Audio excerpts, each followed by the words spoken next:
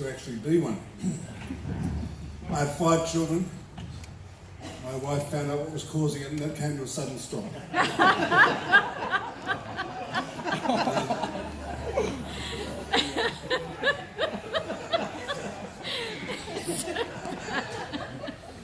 Father's Day is an unusual day. It can be a difficult day, it can be a really great day.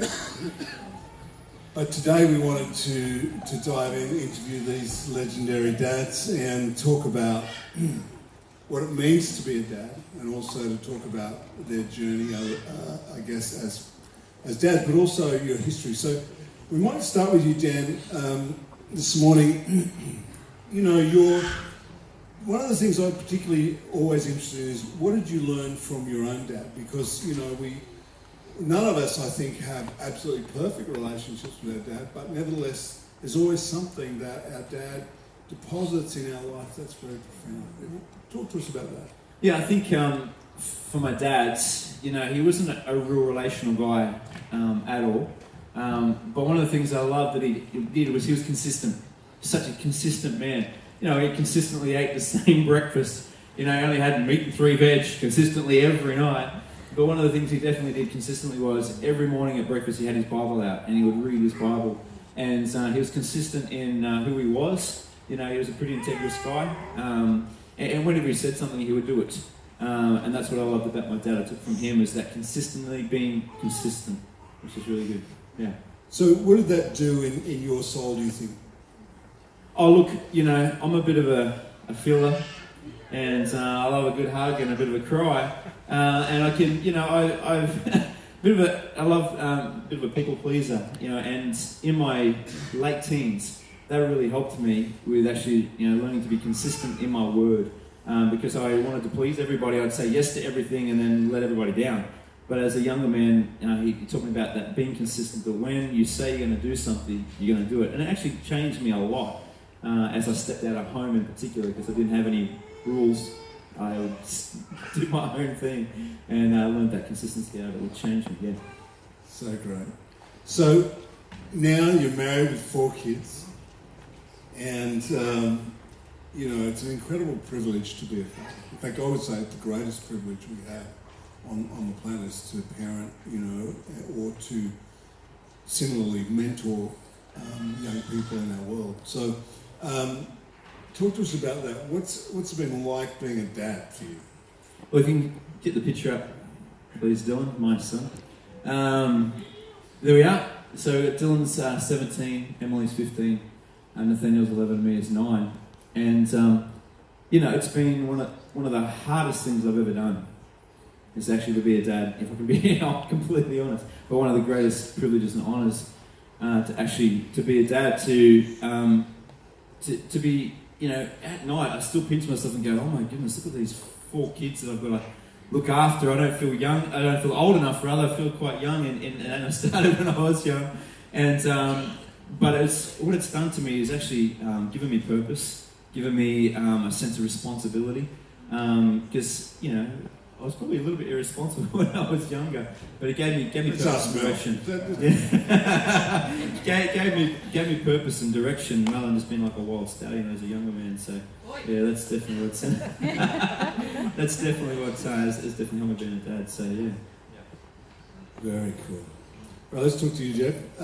Greg, sorry, you have a son, Jeff, and a daughter, Louise, So again, what did you firstly actually? What's in the bag? That's really distracting me. What is in the bag? This is a gift to you, Dad. Actually, being a father of the house, I thought I'd honour you as a dad. So I bought you a little gift. I wrapped it up very carefully. Got the best wrapping paper. Yeah. It's a chainsaw.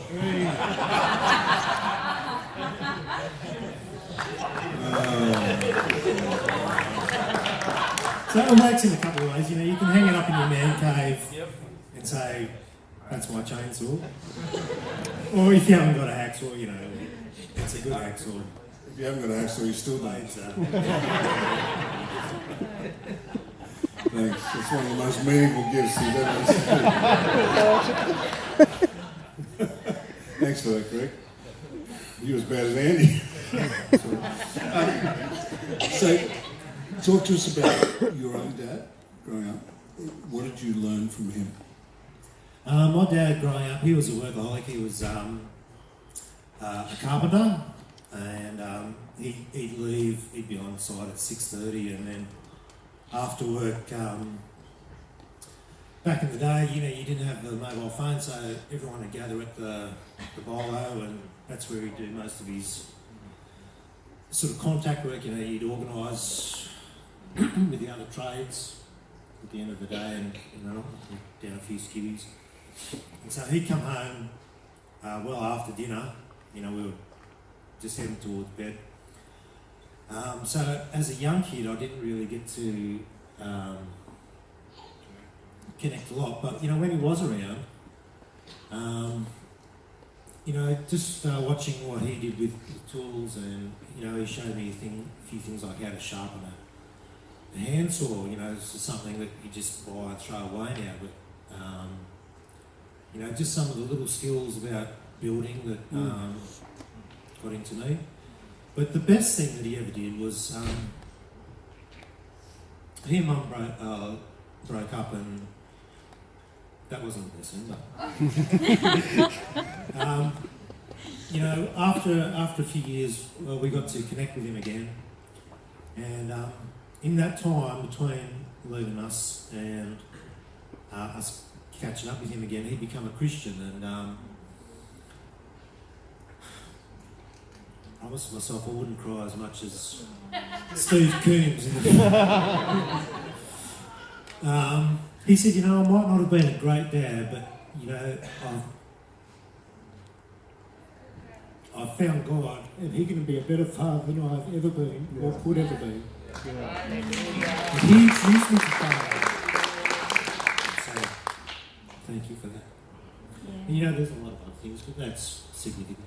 Oh, it's beautiful. And I think one of the things we would always say about the father relationship is that it's always going to be conditioned by grace. Every relationship fails, every love betrays, says Lewis said.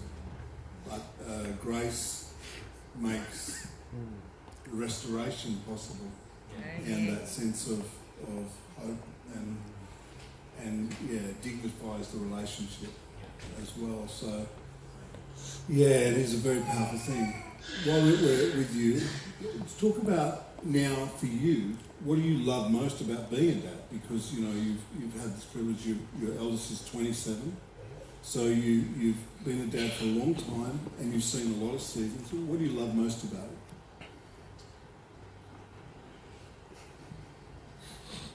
I think what I love most is about doing the journey. The son is here, Jeffrey.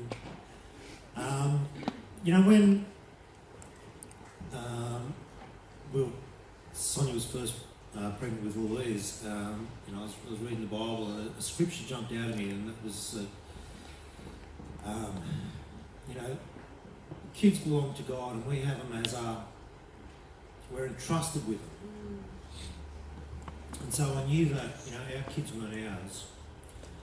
And, we do a journey with them. And so, I never really imposed, I hope I didn't impose too many of my hopes and dreams into our kids, but rather be there with them as they learn and grow with the hopes and dreams that God has put in them. So let me ask you a practical question. And how do you think, like obviously a boy and a girl, like different journey for them. How have you adapted to that? They're figuring out their unique pathway. Well, they're both different. Everyone knows that kids are all different. Louise came into the world screaming, and she didn't stop for I don't know how many years. And Jeffrey came into the world and he never said boo for years. So, you know, two totally different kids. What was the question? How did you interact with them differently? How did you... Louise was a bit harder because being a girl, you know, I didn't, you know, like you said before, guys, you know, they know that they've got kids, but women are intuitive with kids. And I was just thinking before, there was one day where Louise was going to something and she was dressed up really pretty and, you know, had her hair done all nice, and Sonia said to me, have you told Louise how pretty she looks? I said, no. She said, well, she needs that, you need to go and do that. You know, and so, you know, it was probably a bit harder with Louise, but, you know, thank God for wives, eh? Yeah, but I think, you know, Jeffrey is just being a model, you know, and being an example, and you know, just spending time. Beautiful. Time. Someone wise once said to us when we were young parents, love is time. Love equals time. You know, we can't say, I love my kid, but I just don't have any time for it. You know, love is time invested. Listen, go back to Dan. Dan, we've been talking about, I mean, you've given us all a pen today, and we want to sort of focus in on that for a second. What would you say, as a dad now, you want to write into your kids' lives? Like, you know, because your role is very pivotal, as a mum's role is as well. How do you go about that? What do you think the goal of that? Well, definitely, there's a couple of men of God who spoke in my life when I was a younger man. You know, because I realised I need to put some guys around me. And one of the things that they said to me, one guy in particular, my old pastor, who said, the greatest thing you can ever do for your kids is to love your wife. Which was, you know, revolutionised for me, because we had the 3 kids at the time, and, you know, 2 of them were just full of energy, the boys, and they just didn't stop. But you know, they were, you know, the settling thing that I found is I just really focused in on Mel and just protecting her, covering her, making the time with her. That really did a massive thing for them. There was a settledness that came within them. You know, I mean, a little thing that we would do is we did a parenting course, and it was couch time, and it was one of the greatest things that ever happened. So, you know, as that focus for me, and to show them how to love, you know, their mum, and how to do that, how they had respect from her. What we would do is we'd sit and have couch time, and it took us a little while to get there, but we worked on 5 minutes to start off with. The kids just had to be quiet.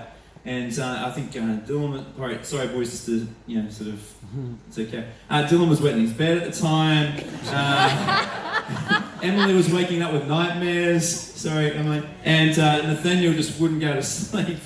He'd just wake up every night. And what I did though is I understood the investment that I needed to do with my wife, and how much of an impact it had on them. So we work on 5 minutes every night to start off with. Now guys, you can't talk to us and you can't talk to them.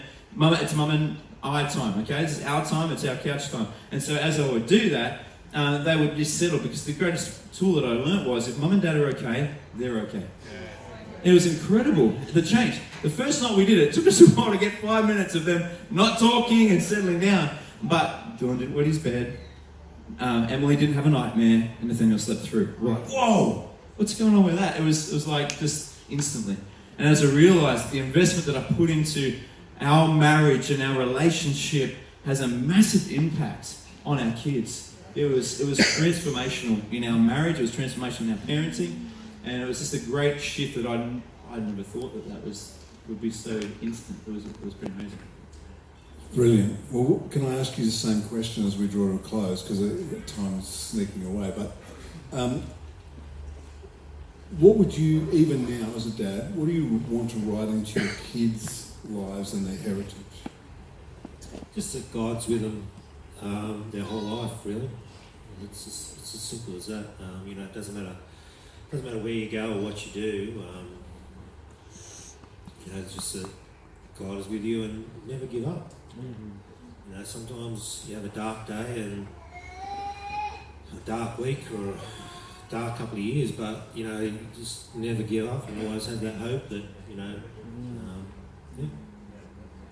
Well, I love that. And what I want you to do, if you can, is to pray for all the dads here. So I'd like all the dads to stand again. And Greg, I'm going to ask you to pray for us as dads and for the kids that have to put up with these dads.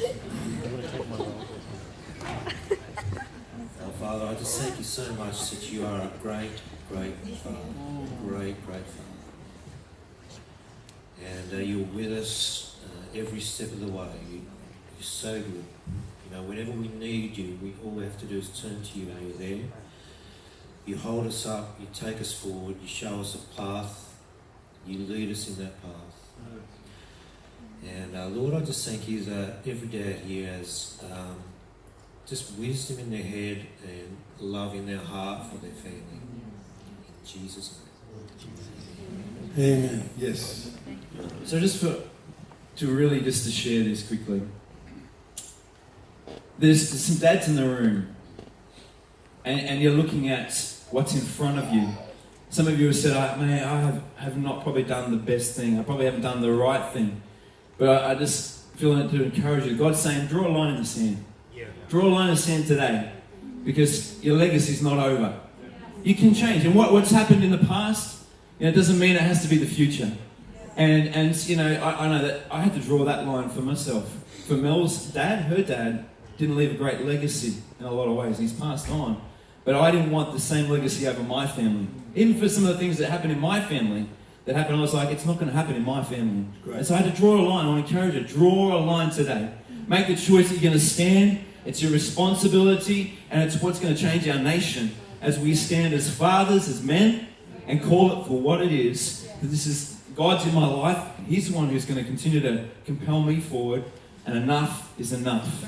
My family is going to be a house of God, and we'll serve and worship Him. Is that okay? So good. Well done. Thank these guys.